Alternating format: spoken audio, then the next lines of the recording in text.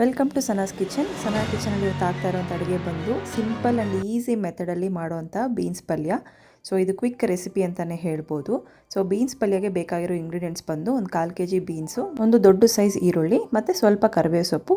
So ಇಷ್ಟನ್ನು ಸಹ ನೀಟಾಗಿ ವಾಶ್ ಮಾಡಿ ಹಚ್ಚಿಟ್ಕೊಂಡಿದ್ದೀನಿ ನಾನು ಈ ರೀತಿಯಲ್ಲಿ. ಸೊ ಈಗ ಕಡಾಯಿ ತೊಗೊಂಡು ಅದರಲ್ಲಿ ನಮಗೆ ಒಂದೆರಡು ಟೇಬಲ್ ಸ್ಪೂನ್ ಅಷ್ಟು ಎಣ್ಣೆನ ಹಾಕ್ಕೊಳ್ಳಿ.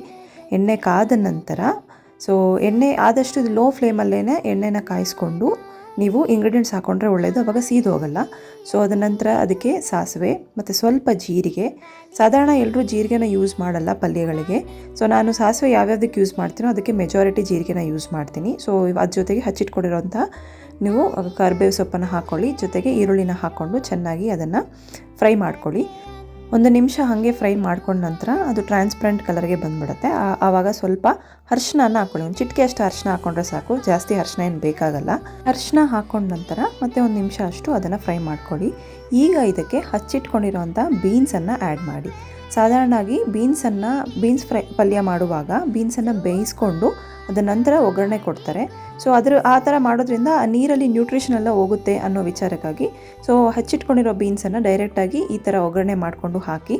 ಸೊ ಇದಕ್ಕೆ ಒಂದು ಅರ್ಧ ಲೋಟ ಅಷ್ಟು, ಅಂದರೆ ಲೈಟಾಗಿ ಆ ಬೀನ್ಸ್ಗಳು ಮುಳುಗೋ ಅಷ್ಟು ನೀರನ್ನು ಬೆರೆಸಿದ್ರೆ ಏನಾಗುತ್ತೆ, ನೀಟಾಗಿ ಬೀನ್ಸು ಬೇಯುತ್ತೆ. ಸೊ ಒಂದು 4 ರಿಂದ 5 ನಿಮಿಷ ನಂತರ ರುಚಿಗೆ ತಕ್ಕಷ್ಟು ಉಪ್ಪನ್ನು ಆ್ಯಡ್ ಮಾಡಿ ಅದನ್ನು ಮತ್ತೆ ಬೇಯೋಕ್ಕೆ ಬಿಡಿ. ಈಗ ಪೂರ್ತಿಯಾಗಿ ಆಲ್ಮೋಸ್ಟ್ 90% ಅಷ್ಟು ಬೆಂದಿದೆ ಅಂತ ಅನಿಸಿದಾಗ ನಿಮಗೆ ಒಂದು 2 ಟೀ ಸ್ಪೂನ್ ಅಷ್ಟು ರಸಮ್ ಪೌಡರನ್ನು ಹಾಕಿ, ಅಥವಾ ಸಾರಿನ ಪುಡಿ ಅಂತ ಕರೀತಾರೆ, ರಸಮ್ ಪೌಡರ್ ಅಂತ ಹೇಳ್ತಾರೆ. ಇದು ತುಂಬ ಟೇಸ್ಟಿಯಾಗಿ ಇರುತ್ತೆ. ಸೊ ಇದು ಆ್ಯಡ್ ಮಾಡಿ ನಂತರ ಮಿಕ್ಸ್ ಮಾಡಿಕೊಂಡು ಒಂದು 1/4 ಟೀ ಸ್ಪೂನ್ ಅಷ್ಟು ಗರಂ ಮಸಾಲ ಪುಡಿಯನ್ನು ಸಹ ಬೆರೆಸ್ಕೊಳ್ಳಿ. ಸೊ ಅದ ನಂತರ ಒಂದು 2 to 3 ಮಿನಿಟ್ಸ್ ಅದನ್ನು ಚೆನ್ನಾಗಿ ಕುಕ್ ಆಗಬೇಕು.